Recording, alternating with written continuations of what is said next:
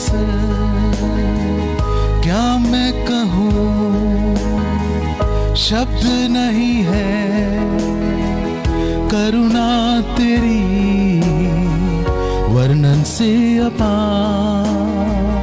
क्या मैं कहूँ, शब्द नहीं है करुणा तेरी वर्णन से अपार। मेरे साथ मिलकर प्रभु की आराधना करें। उसकी करुणा वर्णन से अपार है, उसकी दया हमारे शब्दों से बाहर है। आज शाम उसकी आराधना हृदय की गहराई से आइए हम सब मिलकर कहें।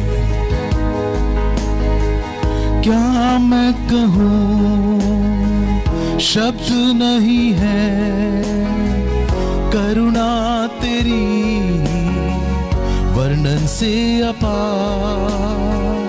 क्या मैं कहूँ, शब्द नहीं है करुणा तेरी वर्णन से अपार।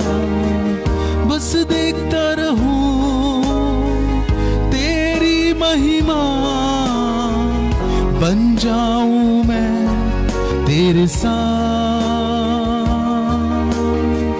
बस देखता रहूं तेरी महिमा,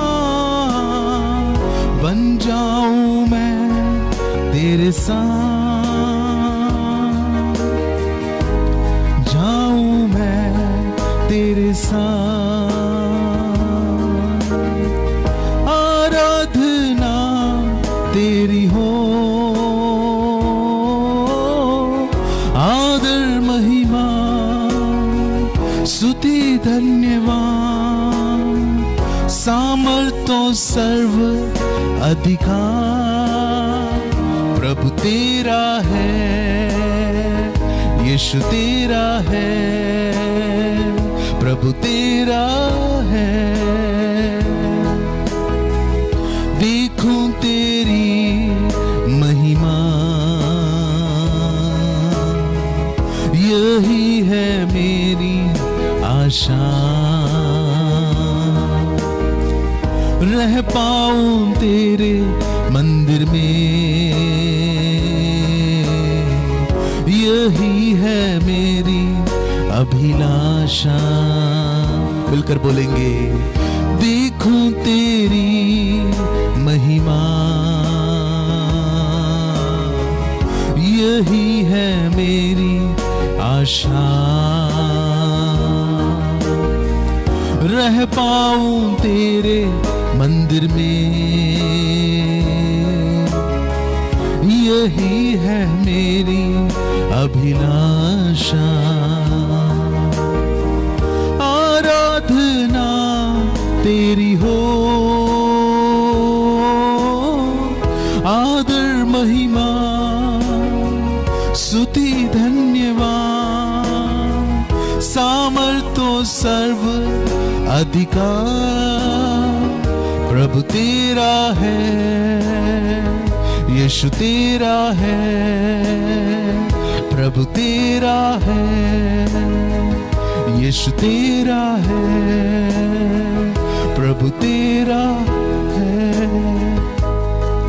यस लॉर्ड, आराधना और स्तुति धन्यवाद बस प्रभु तेरा है। हमारे पास कहने के लिए कोई शब्द नहीं है, बस हम आपके दिल की गहराई से महिमा करते हैं। हम आपको धन्यवाद देते हैं क्योंकि आपके तुल्य कोई नहीं है। आप आराध्य हैं। जितने लोग हमारे साथ ऑनलाइन में जुड़े हुए हैं, क्या आप अपने हाथों को उठाकर यीशु मसीह को महिमा चढ़ा सकते हैं, उसकी आराधना कर सकते हैं क्योंकि उसके तुल्य कोई नहीं है। अगर हम उसकी प्रशंसा करने लग जाएंगे तो भजनकार कहता है कि बोल बोल के थक जाएंगे, शब्द भी कम पड़ जाएंगे, ऐसी उसकी महिमा है। आज हम एक ही इच्छा को करते हैं प्रभु, इस यीशु को हमें और अधिक जानना है, इसकी महिमा को हमें और अधिक देखना है। इसकी सामर्थ को हमें और अधिक, इस प्रभु की सामर्थ को हमें और अधिक निहारना है। पवित्र आत्मा आपका स्वागत है, पवित्र आत्मा आपका स्वागत है इस जगह पर, ताकि आप बड़े बड़े कामों को करें, ताकि आप अपनी योजनाओं को आज शाम पूरा करें। आज जितने प्रभु के जन परमेश्वर के वचन को सीखने के लिए अलग अलग स्थानों से इस ऑनलाइन में जुड़े हैं, मैं हर एक के लिए प्रार्थना करता हूं पिता, वो आपकी अद्भुत उपस्थिति का आभास करें। इस समय उन्हें अनुभव होने पाए कि यीशु उनके करीब है।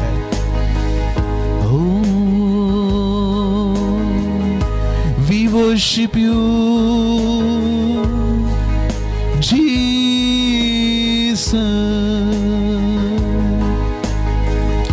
महिमा हो यीशुआ। पवित्र आत्मा उतरा, पवित्र आत्मा तेरे सानिध्य के बगैर कुछ नहीं हो सकता। पवित्र आत्मा आज आपकी गहरी उपस्थिति को मांग रहे, अनुभव कीजिए। आप जहां हैं वहां पवित्र आत्मा का सामर्थ आपके शरीरों को इस समय छू रहा है। आप अपने शरीर में उसकी उपस्थिति का अनुभव कर सकते हैं। आप जहां खड़े वहां प्रभु की उपस्थिति का आप अनुभव कर सकते हैं। आपके कमरों में प्रभु की उपस्थिति का आप अनुभव कर सकते हैं। Welcome Holi spirit. हम तेरी महिमा की ओर निहारते हैं प्रभु, तुझे आराधना चढ़ाते हैं प्रभु। Thank you Jesus. धन्यवाद प्रभु, आपने ऐसा कर दिया। आज शाम हम आपकी उपस्थिति को अनुभव कर रहे हैं, इसलिए धन्यवाद। यीशु मसीह के नाम से मांगते हैं, आमीन आमीन। आप सबको एक और बार प्रभु यीशु मसीह के पवित्र नाम में, उसके प्रेमी नाम में मेरा सलाम, जय मसीह की। मैं आप पर प्रभु की आशीष कहता हूँ, आप पर मैं शालोम कहता हूँ। और शालोम शब्द का अर्थ है परमेश्वर की शांति, परमेश्वर की पूर्णता आपके जीवन में आए। हालेलुया। सबसे पहला विषय, और मैंने क्या कहा, आत्मिक रूप से उन्नति करने की आवश्यकता। हमें बढ़ने की जरूरत है क्या? मसीह को जानना काफी नहीं है? मसीह को तो हमने ग्रहण कर लिया। हो सकता है कि अलग अलग माध्यमों के द्वारा आपने प्रभु को जाना होगा, तो क्या इतना काफी नहीं है? क्या इससे हम स्वर्ग नहीं जाएंगे? हालेलुया। मैं आपको बताना चाहता हूं सबसे पहली चीज कि मसीह जीवन का सारा लक्ष्य स्वर्ग जाना नहीं है। बहुत बार हम यही सोचते हैं कि मसीह जीवन का मतलब हम स्वर्ग जाएंगे। मसीह जीवन का सारा लक्ष्य एक दिन स्वर्ग जाना नहीं है, बल्कि स्वर्ग को आपके बीच में धरती पर लेकर आना है। मसीह जीवन के अंदर अनंत जीवन कभी मिलने वाली एक इच्छा नहीं है कि कभी मैं अनंत जीवन में जाऊंगा। यीशु ने कहा, जो मुझ पर विश्वास करता है उसमें से जीवन की जल की नदियां बह निकलेगी, वो अनंत जीवन पाएगा। तो ये पाएगा कोई पास्ट टेंस में, भूतकाल में कही गई बात नहीं है, ये अभी से ही हमसे बहने लग जाता है। तो इसलिए इस अनुभव के अंदर सिर्फ उद्धार पाने में रहना काफी नहीं है, इसके अनुभवों के अंदर, इसकी गहराइयों के अंदर बढ़ने की बहुत जरूरत है। नहीं तो आप एक ऐसा व्यक्ति बन जाएंगे जिसको किसी बड़े शो में आने का टिकट मिल गया, लेकिन उस शो में बस वो दरवाजे तक ही आया, शो को तो देख ही नहीं पाया। उस म्यूजियम के दरवाजे तक आया, लेकिन म्यूजियम की किसी भी चीज को वो देख नहीं पाया। उस म्यूजियम के अंदर तो हजारों देखने लायक वस्तु थी। आपको मैं ऐसा होते हुए देखना नहीं चाहता, इसलिए सबसे पहली बात मैं आपको बताना चाहता हूं कि बढ़ने की हमें जरूरत है। मसीहत में बढ़ने की हमें जरूरत है। जब आप यीशु मसीह को जानते हैं या उसे ग्रहण करते हैं, तो आप एक आत्मिक रूप से एक बच्चे के समान होते हैं, एक शिशु के समान होते हैं। इस बच्चे को एक पास्टर वचन सिखाता है। इसलिए आपको आपके आत्मिक अगुवों की बहुत ज्यादा जरूरत है। वो आपके सबसे बड़े गिफ्ट हैं। धरती पर आपका सबसे बड़ा गिफ्ट जो आपको मिला है वो आपका आत्मिक अगुवा है, वो पास्टर है जो आपको वचन सिखा रहे हैं, क्योंकि वो आपको ईश्वरीय स्वभाव में और ईश्वरीय महिमा में बढ़ा रहे हैं। लेकिन तब आप एक बच्चे हैं, लेकिन हमेशा बच्चे रहने के लिए नहीं आप बुलाए गए हैं। आप हमेशा बच्चे रहेंगे तो आपका स्वर्गीय पिता कभी भी खुश नहीं होगा। आपके घर में भी बच्चे होंगे, आप कभी नहीं चाहते कि आपका बच्चा वैसा ही रहे।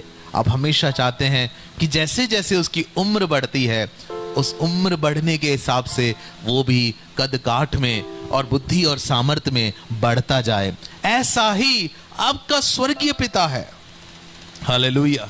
इसलिए मसीही परंपराओं को या मसीही पृष्ठभूमि की बड़ी महिमा बताने का कोई फायदा नहीं है जब तक आप उन्नति नहीं कर रहे। क्या आप समझ रहे मेरी बात को? मैं कह रहा हूं कि मैं इतने वर्षों से मसीह हूं, लेकिन अगर मैं उसके समानता में और शिष्यत्व में बढ़ नहीं रहा तो मेरा मसीही नाम रखना भी बेकार है। बल्कि करना क्या चाहिए? मुझे ये मसीही नाम ही हटा देना चाहिए, या नहीं तो उसमें बढ़ने का ठान लेना चाहिए। क्या आप मेरी बात समझ रहे हैं? क्योंकि अगर आप मसीही नाम रखते हैं और बढ़ नहीं रहे और शिशु रहते हैं तो बच्चों से क्या होता है? बच्चों से प्रॉब्लम्स होने लग जाते हैं। बचपने के अंदर बहुत सी गलतियां होने लग जाते हैं। हालेलुया। और एक उम्र आने के बाद आप फिर भी बच्चे रहते हैं। मसीह जीवन के अंदर एक उम्र होने के बाद भी आप बच्चे रहते हैं, तो उससे प्रभु की महिमा नहीं, प्रभु की बेइज्जती होने लग जाती है। और आज कलीसियाओं के अंदर बहुत से आत्मिक शिशु भरे हुए हैं। प्रभु आपसे चाहता है कि आप आत्मिक शिशु हैं, लेकिन बढ़े। आप जहां हैं वहां से आगे बढ़े। ये बात मैं आपको बाइबल में दिखाना चाहता हूं। आइए कुछ आयतों को पढ़ें। इफिसियों 4 अध्याय और उसकी 15 आयत। इफिसियों की पत्री अध्याय 4 और उसकी 15 आयत कृपया अपनी बाइबल में जरूर खोलें, नोट करें। इफिसियों 4 अध्याय और उसकी 15वीं आयत। वरन प्रेम में सच्चाई से चलते हुए सब बातों में उसमें जो सिर है अर्थात मसीह में बढ़ते जाएं। सब बातों में उसमें जो सर है अर्थात मसीह में बढ़ते जाएं। तो किस में बढ़ना है? मसीह में। इंग्लिश में लिखा है grow up in all aspects into him. उसके समानता में बढ़ते जाओ। तो इस बढ़ने के अंदर कोई अंत है? हाँ, अंत है। मसीह जैसा बनना। कौन है हमारा आदर्श? मसीह। बनना किसके जैसा है? मसीह के समान। हालेलुया। आपकी तुलना हमेशा एक ही व्यक्ति से साथ होती रहनी चाहिए, जिस व्यक्ति का नाम यीशु मसीह है। जब आप जीवन की अलग अलग परिस्थितियों में पड़ते हैं तो आपको अपने आप से एक सवाल पूछना है कि यीशु इस समय क्या करेंगे। आपको वही करना है जो यीशु करेंगे, क्योंकि आप बढ़ किसके जैसा रहे हैं? मसीह के समान बढ़ रहे हैं। साधु सुंदर सिंह के बारे में कहानी में अक्सर बताता हूं कि एक बार वो इंग्लैंड में पहुंचे और एक घर के दरवाजे पर खटखटाए। हालेलुया। और जब उन्होंने घर के दरवाजे पे खटखटाया तो एक छोटी लड़की ने दरवाजा खोला और साधु सुंदर सिंह को देखकर वो चिल्लाती हुई अंदर की तरफ भागी और उसने कहा, मम्मी बाहर दरवाजे पर यीशु मसीह खड़े हुए हैं। मम्मी बाहर दरवाजे पर यीशु मसीह खड़े हुए हैं। यानी उस लड़की ने सुंदर सिंह को देखकर यीशु को के जैसा समझा। और सुंदर सिंह, साधु सुंदर सिंह की सबसे बड़ी ख्वाहिश ये थी कि वो यीशु समान जिए। और इतनी बड़ी ख्वाहिश थी कि वो दुनिया में भी उतने ही वर्ष चाहते थे जितने यीशु मसीह जीवित रहते थे। अपने गुरु को प्रकट करना उनके जीवन में उन्होंने लक्ष्य बनाया था। आज मैं आपको पूछना चाहता हूं कि आप मसीह समान बढ़ने के लिए कितना तत्पर है। हालेलुया। आप में मसीह कितना अधिक दिखता है और कितना तत्पर है। तो बढ़ने की जरूरत है। और किसके जैसा बढ़ना है? मसीह के जैसा बढ़ना चाहिए। दूसरा थिस्सलुनीकियों की पत्री में आ जाएं और उसकी पहले अध्याय, दूसरा थिस्सलुनीकियों और उसके पहले अध्याय और उसकी 3 आयत जरूर निकाले, नहीं तो आप नोट करें और बाद में जरूर निकालना। 2 थिस्सलुनीकियों पहला अध्याय और उसकी 3 आयत। हे भाइयों, तुम्हारे विषय में हमें हर समय परमेश्वर का धन्यवाद करना चाहिए, और ये उचित भी है, इसलिए कि तुम्हारा विश्वास बहुत बढ़ता जाता है और तुम सबका प्रेम आपस में बहुत ही बढ़ता जाता देखो, है। फिर थिस्सलुनीकियों नामक एक नई कलीसिया से पौलुस लिखकर बता रहे हैं कि तुम्हारा विश्वास बढ़ता जा रहा है, तुम्हारा प्रभु पर विश्वास बढ़ता जा रहा है। तो यानी नए हो या पुराने हो, आपका विश्वास बढ़ता जाना चाहिए। आप प्रभु में बढ़ते जाना है। 2018 में जिस तरह से कोई पास्टर जीजो को प्रभु में देखते थे, प्रभु में जिस अधिकार और अभिषेक और सामर्थ में देखते थे, पास्टर जीजो की ख्वाहिश क्या होनी चाहिए? मेरी ख्वाहिश ये होनी चाहिए कि 2020 में उससे भी अगले स्तर पे वो आपको देख सके। हालेलुया। अगर आप बढ़ रहे हैं तो आप बहुत ही सही दिशा में हो, यही मसीह जीवन का सारा तात्पर्य है। तो तुम्हारा विश्वास बढ़ रहा है, इससे तुम्हारा आपस में प्रेम भी बढ़ रहा है। हालेलुया। जब आप प्रभु में बढ़ते हैं तो आपका आपस में प्रेम भी बढ़ जाता है। अगर आप इसको उल्टा करेंगे तो आपको यह समझ आएगा कि अगर आपका आपस में प्रेम नहीं बढ़ रहा है तो ये इस बात का सबूत है कि आप प्रभु में भी नहीं बढ़ रहे हैं। जब तुम एक दूसरे को प्रेम करोगे तब तुम मेरे शिष्य कहलाएंगे। आप कितना एक दूसरे से प्रेम करते हैं, प्रभु में, लोगों से, परिवार के अंदर, समाज के अंदर आप में से कितना प्रेम बढ़ रहा है, यह इस बात का सबूत है कि आप प्रभु में बढ़ रहे हैं। प्रभु का धन्यवाद हो। हालेलुया। तो आप जब प्रभु में बढ़ेंगे तो आप प्रेम में भी बढ़ते जाएंगे। प्रभु का धन्यवाद हो। यह बिल्कुल एक ट्रायंगल जैसा है। ट्रायंगल समझते हैं? त्रिकोण के नीचे 2 भाग होते हैं, पॉइंट होते हैं, और समझ लो ये नीचे के जो 2 पॉइंट है वो 2 विश्वासी भाई है, और यहां पर एक विश्वासी भाई और यहां पर एक विश्वासी भाई, और ऊपर परमेश्वर। ठीक है, नीचे 2 व्यक्ति हैं और ऊपर परमेश्वर। इस उदाहरण को ध्यान से देखिए। जब ये परमेश्वर की तरफ बढ़ रहे हैं, तो हो क्या रहा है कि एक दूसरे के भी नजदीक आ रहे हैं। जितना ये प्रभु की तरफ बढ़ेंगे तो ये एक दूसरे के नजदीक आएंगे। ये ट्रायंगल जैसा है। हालेलुया। और जितना ये प्रभु से दूर होंगे ये एक दूसरे से भी दूर होते जाएंगे। आप चाहते हैं कि प्रेम में बढ़ो तो खुदा की तरफ बढ़ो। जब वो भाई और मैं भी प्रभु की तरफ बढ़ूंगा तो हम एक दूसरे के भी करीब आने लग जाएंगे। समझने वालों के लिए प्रभु का धन्यवाद हो, प्रभु का नाम ऊंचा होने पाए। हालेलुया। तीसरी बात, इब्रानियों 6 अध्याय और उसकी पहली आयत में कुछ लिखा हुआ है। इब्रानियों 6 अध्याय और उसकी पहली आयत को खोलिए। इसलिए आओ मसीह की शिक्षा की आरंभ की बातों को छोड़कर हम सिद्धता की ओर आगे बढ़ते जाएं जी, और मरे हुए कामों से बस थैंक यू। यदि कोई ऐसा व्यक्ति है जो एकदम से निकाल नहीं पाता है बाइबल को, तो आपको चिंता करने की जरूरत नहीं है। आप बस इस आयत को लिख लेना, लेकिन बाद में जरूर निकालने की कोशिश करना। आपकी सुविधा के लिए हम यहाँ पर इसको पढ़ के सुना देते हैं। यहाँ लिखा हुआ है कि इब्रानियों 6 अध्याय उसकी पहली आयत में लिखा है, दोबारा पढ़ेंगे। इसलिए आओ मसीह की शिक्षा की आरंभ की बातों को छोड़कर हम सिद्धता की ओर आगे बढ़ते मसीह की शिक्षाओं की आरंभ की बातों को छोड़कर हम सिद्धता की ओर आगे बढ़े। तो आरंभ की बातों में रहना काफी नहीं है। आरंभ में रहेंगे तो आप बच्चे हैं। अब आपको फर्स्ट क्लास से सेकंड क्लास में जाना है, सेकंड से थर्ड में जाना है, थर्ड से फोर्थ में जाना है।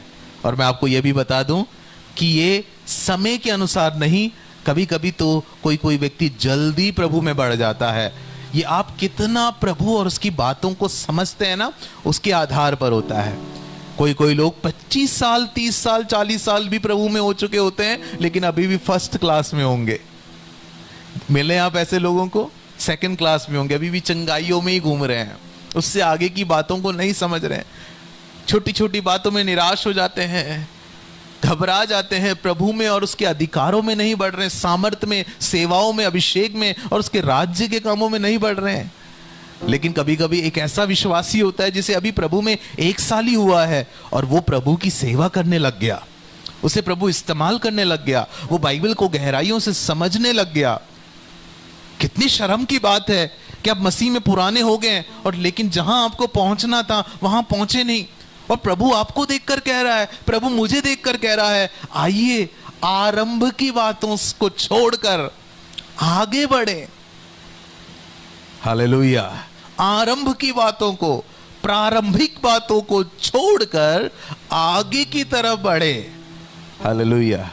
प्रभु का धन्यवाद हो। आप आज भी आरंभ की बातों में हैं या आगे की तरफ बढ़ रहे हैं? अगर आप इसी अध्याय की दूसरी आयत को वगैरह पढ़ेंगे तो आप समझ जाएंगे कि वहां जो आरंभ की बातें लिखी है वो बातें चंगाइयां और यीशु प्रभु है जानना नहीं है। वहां पे तो उससे भी बड़ी बड़ी बातें, बपतिस्मा के बारे में और बहुत सारी बातें, उद्धार के बारे में, बपतिस्मा के बारे में इत्यादि बातों को लिखा और कहा जा रहा है कि ये तो आरंभ की बातें हैं। हाथ रखने के बारे में, हाथ रखने की सेवा के बारे में कहकर वहां पे लिखा हुआ है कि ये तो आरंभ की बात है, आगे बढ़ो। तो मैं अक्सर सोचता हूं कि अगर ये आरंभ की बात है तो वो जो अभी भी डगमगा डगमगा के चल रहा है, वो जो अभी भी सिर्फ पहले पहले अनुभवों के अंदर ही चल रहा है समय होने के बावजूद भी, वो कहां है? वो तो आरंभ में भी अभी आया नहीं। प्यारे मित्रों, प्यारे प्रभु के लोगों, परमेश्वर हमें बढ़ते हुए देखना चाहता है। हालेलुया। इस धरती पर परमेश्वर ने एक बार एक यीशु को भेजा, एक बार यीशु को भेजा, लेकिन उस यीशु के क्रूस के मरने के बाद से लेकर प्रभु अब इस धरती पर करोड़ों यीशु समान लोगों को देखना चाहता है। उसमें से एक मुझे बनना है, उसमें से एक आपको बनना है। हालेलुया। परमेश्वर विश्वासियों को नहीं, परमेश्वर यीशु समानता में, अधिकार और सामर्थ्य में चलने वाले को ढूंढ रहा है। आप जानना चाहते हैं कि प्रभु यीशु के जैसा बनने का क्या मतलब होता है? आप यीशु के बारे में पढ़िए। यीशु मसीह जैसा जीते थे, यीशु मसीह जो कार्यों को करते थे, वहां तक आप पहुंच सकते हैं, उस स्तर तक आप बढ़ सकते हैं। आपकी कलीसिया के अंदर आप उस व्यक्ति को देखिए जो प्रभु में बढ़ रहा है, उसके साथ अपनी तुलना जरूर कीजिए, लेकिन सबसे ऊंची तुलना आपकी यीशु के साथ है, लेकिन उनसे प्रेरणा पाइए। आप अपने पास्टर को देखिए और देखिए कि वो प्रभु के साथ कैसे चल रहा है। ये कामना रखिए कि मुझे और आगे बढ़ना है, मुझे प्रभु में उन्नति करना है। आरंभ की बातों में रहना परमेश्वर की इच्छा कदापि नहीं है। संतृप्त हो जाना, संतुष्ट हो जाना प्रभु की इच्छा नहीं है। परमेश्वर जहां है वहां से बढ़ने की बात कर रहा है और आप जहां हैं वहां से पीछे हटने की बात कर रहे हैं। तो कहीं ना कहीं हमें अंदर जांचने और परखने की जरूरत है। आगे बढ़ो, आगे बढ़ो। अब हम देखेंगे पहला पत्रस 2 अध्याय और उसकी दूसरी आयत। पहला पत्रस 2 अध्याय और उसकी दूसरी आयत। नए जन्मे हुए बच्चों के समान निर्मल आत्मिक दूध की लालसा करो, ताकि उसके द्वारा उद्धार पाने के लिए बढ़ते जाओ। नए जन्मे बच्चों के समान निर्मल आत्मिक दूध की लालसा करो, ताकि उसके द्वारा, अब यहाँ पर दूध जो लिखा हुआ है ना, वो परमेश्वर का वचन है। परमेश्वर के वचन को, बाइबल की शिक्षाओं को, बाइबल को नहीं, बाइबल तो एक पुस्तक है, इसके अंदर के प्रकाशनों को दूध और मांस करके कहा गया है। तो नए बच्चों के समान, जैसे छोटे बच्चों को बार बार दूध की जरूरत होती, ऐसा परमेश्वर के वचन की गहराइयों को समझने के लिए तत्पर हो जाओ, जिसके द्वारा तुम अपने ऊपर के उद्धार के कार्य को पूरा करोगे। इसका मतलब आप कहेंगे कि प्रभु मेरा उद्धार नहीं हुआ, तो यहां पर उद्धार का कार्य पूरा करेंगे का क्या मतलब है? चलिए यहां पर एक और बात आपको समझा रहा हूं मैं कि उद्धार सिर्फ एक घटना नहीं है, उद्धार एक प्रक्रिया भी है। Salvation is not just an event, it is a process also. उद्धार पाना एक दिन का एक घटना नहीं है कि 1955 में मैंने उद्धार पाया, 2010 में मैंने उद्धार पाया, 2018 में मैंने उद्धार पाया। ये एक घटना अकेला नहीं है, ये एक प्रक्रिया है। आपने उद्धार पा लिया, लेकिन अभी आपका उद्धार चल भी रहा है। आपका जो उद्धार हुआ है वो इस समय आपके आत्मा का उद्धार हुआ है, लेकिन अभी आपके शरीर का और आपके प्राण का यानी आपके मन का उद्धार बाकी है। इसलिए बाइबल कहता है, पिछले बार के बाइबल अध्ययन में मैंने आपको सिखाया कि नई सृष्टि के अंदर आपको क्या करना है, अपने मन को अपनी आत्मा के वश में लेकर आना है, परमेश्वर के वचन के अनुरूप चलना सिखाना है। क्यों? क्योंकि हम एक प्रक्रिया में हैं। आप फर्क अपने आप ही देख सकते हैं। जो व्यक्ति प्रभु में बढ़ रहा है और जो व्यक्ति प्रभु में नहीं बढ़ रहा है, वो दोनों जन साथ में खड़े होते हैं। आप दोनों की बातों को सुनना, दोनों जन अपनी परिस्थितियों को कैसे सामना करते उसको सुनना, दोनों की नजरिए को देखना चीजों के प्रति। आप समझ जाएंगे कि जो प्रभु में बढ़ रहा है ना, उसकी बातें ही अलग होती हैं, उसके शब्द ही अलग होते हैं, उसके निष्कर्ष ही अलग होते हैं, उसके देखने के तरीके ही अलग होते हैं, क्योंकि वो प्रभु की बातें करता है। हालेलुया। परमेश्वर का आत्मा गहराइयों में सोचने के लिए आपको मजबूर करे कि आत्मिक उन्नति हमारे जीवन शैली में और हमारी बातों में प्रकट हो जाता है। जब आपका नींव सही है तो आप बढ़ेंगे, और वो वचन को खाने की हमें जरूरत है। आखिरी आयत जो हम देखेंगे वो दूसरा पत्रस 3 अध्याय और उसकी 18 आयत है। दूसरा पत्रस 3 अध्याय और उसकी 18 आयत को कृपया बाइबल में देखें। पर हमारे प्रभु और उद्धारकर्ता यीशु मसीह के अनुग्रह और पहचान में बढ़ते जाओ। हमारे प्रभु यीशु मसीह के अनुग्रह में और उसकी पहचान में बढ़ते जाओ। मैं याद कर रहा हूं कि पिछले बार के बाइबल अध्ययन में भी मैंने ये आयत पढ़वाया था। प्रभु के अनुग्रह में और प्रभु के पहचान में बढ़ते जाओ। प्रभु के अनुग्रह में बढ़ने का क्या मतलब होता है? प्रभु को देखिए, उसके अंदर के स्वभावों को देखिए, उसकी दया को देखिए, उसकी क्षमा को देखिए, उसके पाप के प्रति नजरिए को देखिए, उसमें बढ़ते जाओ। उसके अनुग्रह, जो उसने अनुग्रह आप पर किया, इस अनुग्रह में सदा बढ़ते जाओ, इस अनुग्रह की गहराइयों में बढ़ते जाओ और उसकी पहचान में बढ़ते जाओ, उसे जानने में बढ़ते जाओ। आप कहेंगे मैं तो यीशु को जानता हूं। यीशु को जानना और यीशु मसीह को जिस संदर्भ में बाइबल उसकी पहचान में बढ़ने की बात कर रहा है, दोनों में फर्क है। दोनों में अंतर यह है कि एक में आप यीशु के बारे में जानकारी रखते हैं क्योंकि आप मसीह बाइबल पढ़ चुके हैं। अक्सर मैं लोगों से बात करता हूं तो मुझसे कहते हैं कि मैंने बचपन से ये कहानियां पढ़ी हैं। कई लोग कहते हैं, बहुत सारे मेरे हिंदू भाइयों से मैंने बात की है तो वो कहते हैं कि हम जब स्कूल में थे हमने ये कहानियां पढ़ी है।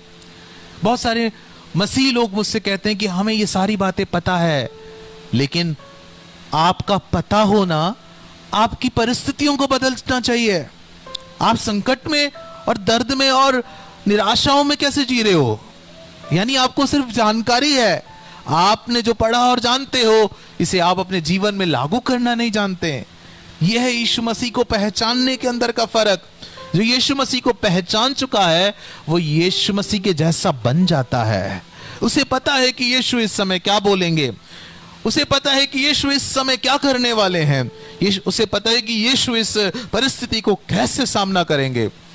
वो जो शिष्य नाव पर थे और आंधी और तूफान उठा, इतनी बड़ी लहरें उठी कि वो घबराने लग गए, वो डरने लग गए हैं और वो चिल्लाने लग गए कि गुरु आपको हमारी कोई चिंता नहीं है, लेकिन यीशु उठे और उन्होंने आंधी और तूफान को शांत कर दिया, लहरों को थम जाने की आज्ञा दी। ऐसा शिष्य क्यों चिल्ला रहे थे, क्यों डर रहे थे उस आंधी और तूफान के सामने? क्योंकि उस समय वो यीशु को जानते नहीं थे। वो ये नहीं जानते थे कि जो नाव पर है वो अद्भुत और सामर्थ्य से भरा हुआ है, और जब वो हमारे साथ है उसके अधिकार में जब हम भी बोल देंगे आंधी थम जा, तूफान थम जा, तो उसे थमना पड़ेगा। लेकिन उस समय के शिष्यों को यीशु की ये पहचान नहीं थी। लेकिन साल बीतने के बाद जब पतरस असली में प्रभु में बढ़ा, तो एक बार वो रास्ते में से चल रहा था, उसने एक लंगड़े भिखारी को देखा। उस लंगड़े भिखारी ने उससे कहा कि मालिको, मुझे सोना या चांदी या कुछ ऐसी वस्तु दे दो, कुछ सिक्का दे दो, पैसा दे दो, खाना दे दो। पतरस ने मुड़कर उससे कहा कि सोना और चांदी मेरे पास नहीं है, लेकिन जो मेरे पास है वो मैं तुझे देता हूं। यीशु नासरी के नाम में चल उठ, खड़ा हो। हालेलुया। बाइबल कहता है उसके टकनों में बल आ गया, वो खड़ा हो गया और फुदकने और दौड़ने लग गया। अब के पतरस में और उस समय के पतरस में अंतर क्या था? अब का पतरस यीशु को पहचान चुका था, इसलिए उस भिखारी के टक्कर में जब वो आया तो वो जानता था कि इस समय उसका यीशु क्या करने वाला है। इसी पतरस को हम जेल के अंदर बंद देखते हैं, चारों तरफ से सिपाहियों ने उसको घेर लिया, जेल के अंदर बंद है, अगले दिन उसका सर कटने वाला है। लेकिन पतरस बड़ी शांति से सो रहा था, क्योंकि वो अपने यीशु को जानता था कि वो जिएगा तो यीशु उसे बचाएगा, अगर वो मर भी जाए तो अनंत जीवन में जाएगा। यीशु की पहचान में प्रिय मित्र आपको बढ़ना है।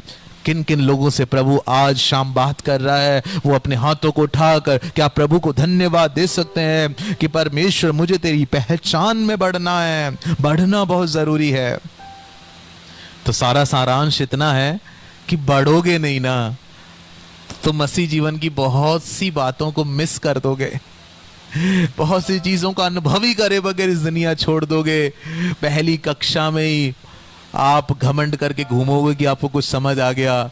मुझे अब मसीह में आकर लगभग मैं 2001 में मैंने उद्धार पाया था और ये 2020 चल रहा है, तो 19 साल हो चुके हैं। और अब भी मैं यही कह सकता हूँ कि मुझे और भी बहुत कुछ उसके बारे में जानना है। और पिछले कुछ वर्षों के अंदर मैंने सबसे ज़्यादा प्रभु को जाना है, प्रभु को पहचाना है। जो मैं पहले नहीं जानता था वो बातों को भी प्रभु प्रकट कर रहा है। आज दिन के वक्त भी मैं जब परमेश्वर के वचन का अध्ययन कर रहा था, मैं प्रभु से कह रहा था कि प्रभु ये तो बात मुझे अभी भी नहीं पता है, ये तो मुझ में अभी भी बाकी है सीखना और समझना। प्रभु को जानना इसका कोई अंत नहीं है। अब जितना जानेंगे अब यीशु के जैसा बनते जाएंगे। प्रभु हमारी सहायता करे। हालेलुया। दुख की बात है कि बहुत से विश्वासी आत्मिक रूप से बढ़ते नहीं हैं, परिपक्व नहीं होते हैं, उन्नति नहीं करते हैं। मुझे सुनने वाले प्यारे भाई, आप ऐसे मत रहना। बढ़ना उसकी इच्छा है तो आप बढ़ सकते हैं। कैसे आप बढ़ सकते हैं, ये बात मैं आपको बाइबल में से एक कहानी में से समझाऊंगा, जो मरकुस रचित सुसमाचार 4 अध्याय के अंदर है। मरकुस रचित सुसमाचार 4 अध्याय और उसकी पहली आयत से लेकर 9 आयत तक पढ़ेंगे। मरकुस रचित सुसमाचार 4 अध्याय उसकी पहली आयत से लेकर 9 आयत तक। वो फिर झील के किनारे उपदेश देने लगा जी। और ऐसी बड़ी भीड़ उसके पास इकट्ठी हो गई कि वो झील में एक नाव पर चढ़कर बैठ गया जी। और सारी भीड़ भूमि पर झील के किनारे खड़ी रही। ठीक है, यीशु मसीह के चारों तरफ भीड़ खड़ी रही, वो सुनना चाहते थे यीशु से। जी आगे। और वो उन्हें दृष्टांतों में बहुत सी बातें सिखाने लगा। हाँ। और अपने उपदेश में उनसे कहा, सुनो, एक बोने वाला बीज बोने निकला। एक बोने वाला बीज बोने निकला। कहानी सुनना सब लोग ध्यान से, ठीक है। बोते समय कुछ मार्ग के किनारे गिरा और पक्षियों ने आकर उसे चुग लिया। तो बीज बोने वाला बीज बोने निकला और जब उसने बोया, खेत में बो रहा था वैसे तो, लेकिन कुछ जो है रास्ते में गिर गया और पक्षियों ने आकर उसको चुग लिया, क्योंकि वो पथरीली जमीन पर थी। पक्षियों ने आकर चुग लिया। अगला। कुछ पथरीली भूमि पर गिरा, हाँ, जहां उसको बहुत मिट्टी ना मिली। हाँ। और गहरी मिट्टी ना मिलने के कारण जल्द उग आया। हाँ, कुछ पथरीली जमीन पे गिरा, वहां पर ज्यादा मिट्टी नहीं थी, जल्दी उगकर तो आ गए, लेकिन फिर क्या हो गया? मिट्टी ना मिलने के कारण जल्द उगाया, और जब सूर्य निकला तो जल गया। जब सूरज निकला तो जल गए, फिर? और जड़ ना पकड़ने के कारण सूख गया। सूख गए, फिर? कुछ झाड़ियों में गिरा। तीसरा, पहला जमीन था रास्ता के किनारे, दूसरा जमीन था पथरीली, और तीसरा जमीन है झाड़ियों के किनारे। पढ़ेंगे। और झाड़ियों ने बढ़कर उसे दबा दिया। वो बढ़ तो गए, झाड़ियों के बीच में गिरे, लेकिन झाड़ियों ने उनको दबा दिया, और वो फल ना लाया, और फल नहीं ला पाए। फिर? परंतु कुछ अच्छी भूमि पर गिरा। लेकिन कुछ अच्छी भूमि पर गिरा, और वो उगा। हाँ, और बढ़कर फलवंत हुआ। हाँ जी। और कोई 30 गुना, कोई 30 गुना, कोई 60 गुना, 60 गुना, और कोई 100 गुना फल 100 गुना फल लेकर आया। ठीक है। यीशु मसीह ने एक कहानी सुनाई। ये कहानी आपने भी सुन रखा होगा, बीज बोने वाले का दृष्टांत। परंतु आज मैं आपको आत्मिक रूप से बढ़ने का सीक्रेट इस कहानी में से बताकर अपने आज के बाइबल अध्ययन को समाप्त करूंगा। क्या आप मेरे साथ जुड़े हुए हैं? बने रहिए, क्योंकि इस कहानी में एक बहुत अद्भुत बात छिपी हुई है। यीशु मसीह कह रहे हैं कि 4 तरह की जमीन है, और वो 4 तरह की जमीन में जब बीज डाला गया तो 4 तरह की प्रतिक्रियाएं। वो 4 तरह की जमीन किसको दिखाते हैं? जब आप उसकी 13 आयत से लेकर 20 आयत तक पढ़ेंगे तो आप इस दृष्टांत का अर्थ यीशु मसीह की जुबानी सुनेंगे। ठीक है, मैं आपको पढ़वाऊंगा नहीं, आप पढ़ना। अभी आपने 1 से 9 पढ़ा है, अब आपको 13 से लेकर 20 तक, 4 का 13 से 20 पढ़ के देखना है। यीशु मसीह खुद बता रहे हैं कि उसका अर्थ क्या है। तो ये जो 4 प्रकार की जमीन है, कौन कौन सी जमीन? मेरे साथ बोलिए। सबसे पहला जो जमीन है वो है रास्ते के किनारे, दूसरा है पथरीली जमीन, तीसरा है झाड़ियों के बीच में, और चौथा है अच्छी भूमि। ये जो 4 प्रकार के जमीन है, ये हमारे हृदय को दिखाता है, ये हमारे जीवन को दिखाता है। और 13वीं आयत में आप देखेंगे कि ये जो बोया गया बीज है, ये वचन को दर्शाता है। तो आपको मैं सबसे पहली बात ये समझाना चाहता हूं। आप पूछ रहे हैं ना कि मैं कैसे बढ़ सकता हूं? कई लोग पूछते हैं मैं कैसे बढ़ सकता हूं। आप बढ़ने के लिए, आपको बढ़ने के लिए एक ही चीज की सबसे ज्यादा जरूरत है, और वो है परमेश्वर का वचन, गॉड्स वर्ड। उस जमीन को किस चीज की जरूरत थी? बीज की जरूरत थी। और वो बीज क्या है? परमेश्वर का वचन। बोलिए, परमेश्वर का वचन। ये वचन आपको बढ़ाता है, ये वचन आपको छांटता है, काटता है, निर्माण करता है, रूप देता है। ये वचन आपकी कमियों को दर्शाता है। एक जगह लिखा है ये वचन आईने के जैसा है। जब आप आईने के सामने खड़े होते हैं, आपके बिगड़े बाल को आप सही कर लेते हैं, आपके चेहरे के ऊपर कोई दाग है तो आप उसको मिटा देते हैं, और कहीं कुछ सही करना है तो आप सही कर लेते हैं। इसी तरह परमेश्वर का वचन आपकी कमियों को प्रकट करता है। परमेश्वर का वचन आपको उन्नति देता है, आपको उत्साहित करता है। परमेश्वर का वचन आपको यीशु के समान बनने की सहायता करता है। परमेश्वर का वचन आपकी पहचान आपको बताता है। परमेश्वर का वचन आपको अधिकार में जीने के लिए मदद करता है। एक ही चीज मसीह में बढ़ने के लिए जरूरत है, तो वो परमेश्वर का ये वचन है। हालेलुया। अब मैं आपको बताना चाहता हूं कि ये जो हाथ में मेरे है, ये बाइबल, ये घर में रखने से ये सिर्फ एक किताब जैसा ही काम करेगा, कुछ विशेष काम इससे नहीं होगा। सराहने के नीचे रखने से कोई विशेष काम नहीं होगा। इसको बिना समझे पढ़ने का भी कोई फायदा नहीं है। कई सारे मेरे भाई बहनों को थोड़ा सा इस बात से बुरा लग सकता है कि इसे बिना समझे पढ़ने का भी ज्यादा कोई फायदा नहीं है। जब आप पढ़ते हैं तो थोड़ा तो आपको समझना है, इसमें से परमेश्वर की वाणी आपके दिल में आना है, इसमें से आपको बातें समझ आना है। इसके विषय में आपका एक अध्ययन इस डिसाइपलशिप सीरीज में आएगा, जो आपको मदद करेगा कि कैसे बाइबल को पढ़ना है। आप जुड़े रहना, मैं आपको सिखाऊंगा कि कैसे बाइबल को पढ़ना चाहिए। तो ये वचन में इतनी सामर्थ है कि हमारी उन्नति कर सकता है। प्रेरितों के काम 20 अध्याय और उसकी 32 आयत में लिखा हुआ है, पौलुस कहता है, पढ़ने आपको खोल के देखने की जरूरत नहीं है, नोट कर लीजिए। प्रेरितों के काम पुस्तक 20 अध्याय और उसकी 32 आयत में पौलुस कहता है कि मैं तुम्हें उस अनुग्रह के वचन के हाथ में सौंपता हूं जो तुम्हारी उन्नति कर सकता है। तो आपको उन्नति क्या कर सकता है? आपको परमेश्वर का वचन उन्नति कर सकता है। अभी मैं आपसे जो बोल रहा हूं ये वचन है, इसलिए आप जब मेरी बातों को सुन रहे हैं तो आप उन्नति करेंगे। आप जब इसको ग्रहण करते हैं यीशु के नाम से तो आप उन्नति करेंगे, आप पे फर्क आएगा, आपके जीवन में फर्क आएगा, आप यीशु समानता में बढ़ेंगे। हालेलुया। जब मैं प्रभु की सेवा में बढ़ रहा था, मैं प्रभु से पूछता था कि लोग कैसे बदलते हैं, और मैं सोचता रहता था कि लोग कैसे बदलते हैं, लोग कैसे बदलते हैं। तो प्रभु ने मुझसे कहा कि मैंने तुझे बदलने का काम नहीं दिया है, मैंने तुझे वचन बोलने का काम दिया है। तू बोल वचन, तू बोल वचन और लोग बदलेंगे। तू बोल वचन, परिस्थितियां बदलेंगे। तू बोल परमेश्वर का वचन, तू परमेश्वर के वचन को कह। जब वो विश्वास करेंगे तो अपने आप ही वो भी नहीं जान पाएंगे, वो बदल जाएंगे। आज मेरे पास हजारों गवाहियां हैं कि वचन कैसे जिंदगियों को बदलता है। प्रभु का धन्यवाद हो। तो परमेश्वर का वचन है, लेकिन इस परमेश्वर के वचन को 4 तरीके से लोग ग्रहण करते हैं। सबसे पहला जो झुंड है वो कैसे इसको ग्रहण करते हैं? वो ऐसे हैं जैसे सड़क के किनारे गिर गए। अब सड़क के किनारे गिरा हुआ जो है वो कैसे लोग हैं? वो लोग हैं जो अंदर गया ही नहीं, क्योंकि सड़क के किनारे है तो वो तो ऊपर ऊपर है। चिड़िया डलते ही चिड़िया ने आकर चुग लिया। समझ रहे हैं आप? बीज गिरा और चिड़िया ने आके चुग लिया, क्योंकि थोड़ी सी भी अंदर नहीं गई। वहां कोई मुलायम मिट्टी ही नहीं थी कि वो अंदर जा सके।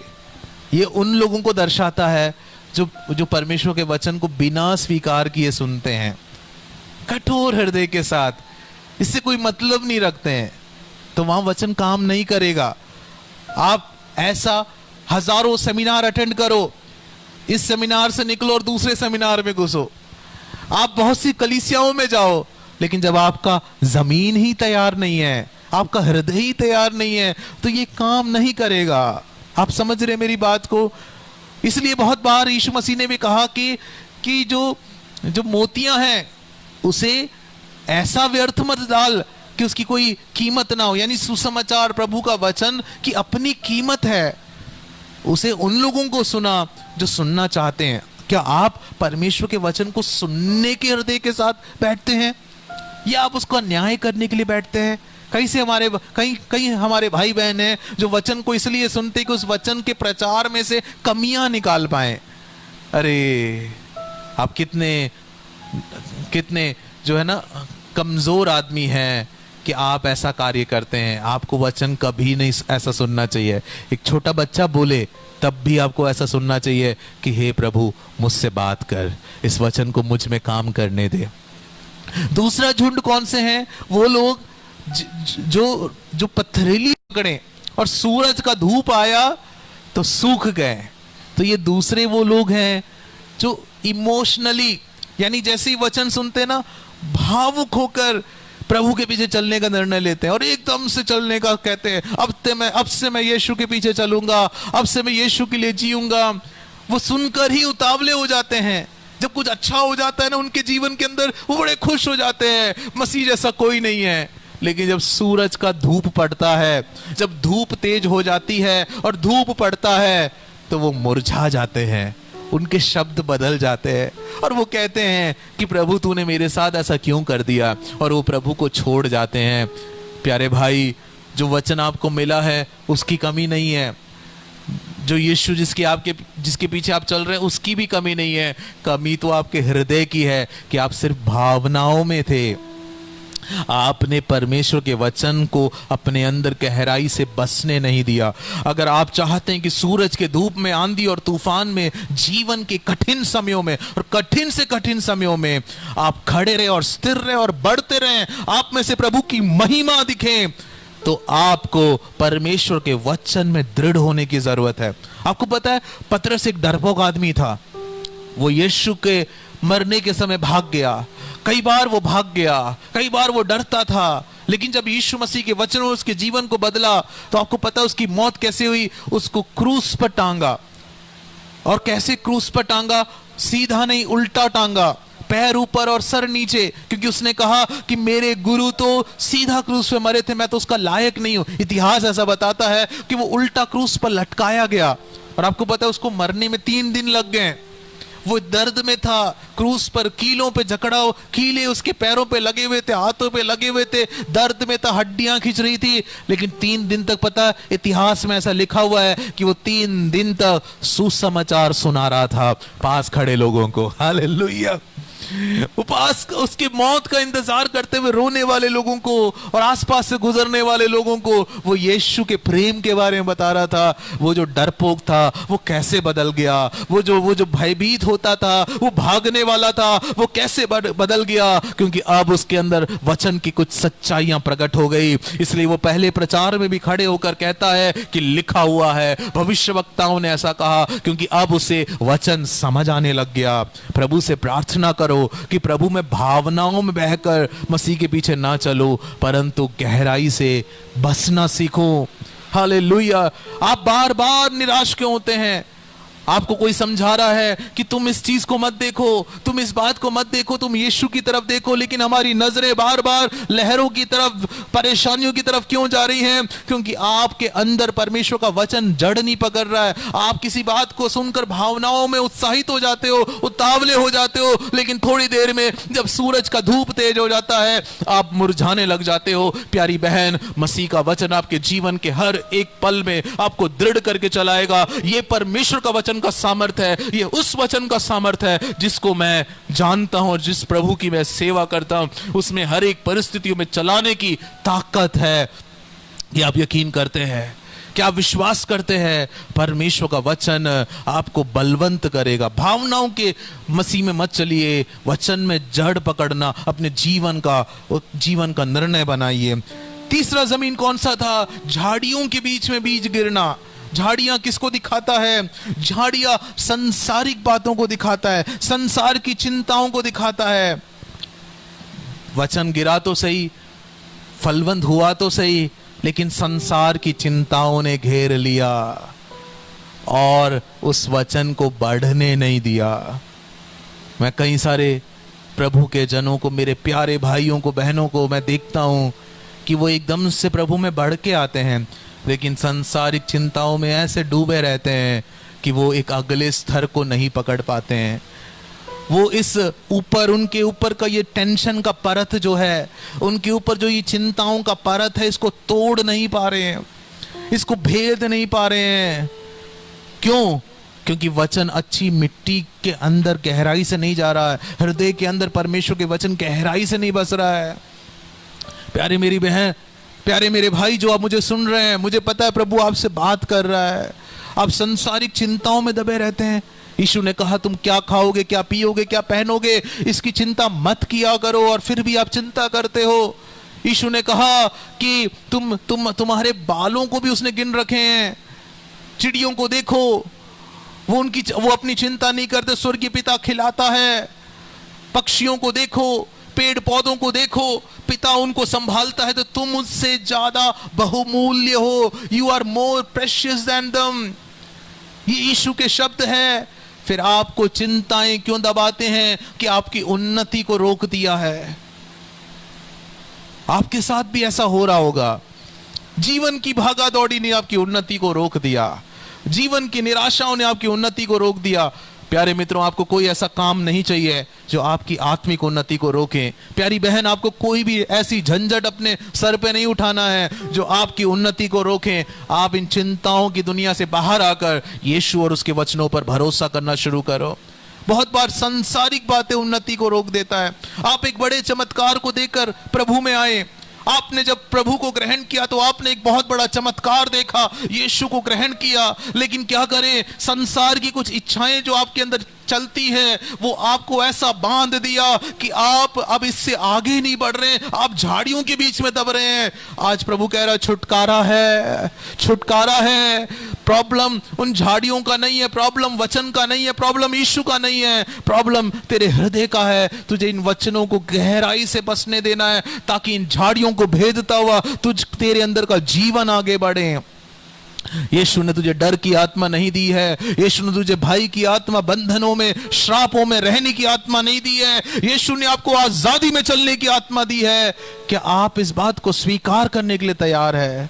झाड़ियों के नीचे मत दबिए। कई बार काम हमें बंधनों में डाल देता है कि हम काम की बढ़ोतरी के पीछे, अपने नौकरी की बढ़ोतरी के पीछे, बिजनेस के अंदर उन्नति करने के पीछे दौड़ते रहते हैं, लेकिन ऐसा होता है जैसे हवा में हाथ मार रहे हैं, वो भी हमारे हाथ नहीं लग रहा है और आत्मिक उन्नति भी रोक रहा है।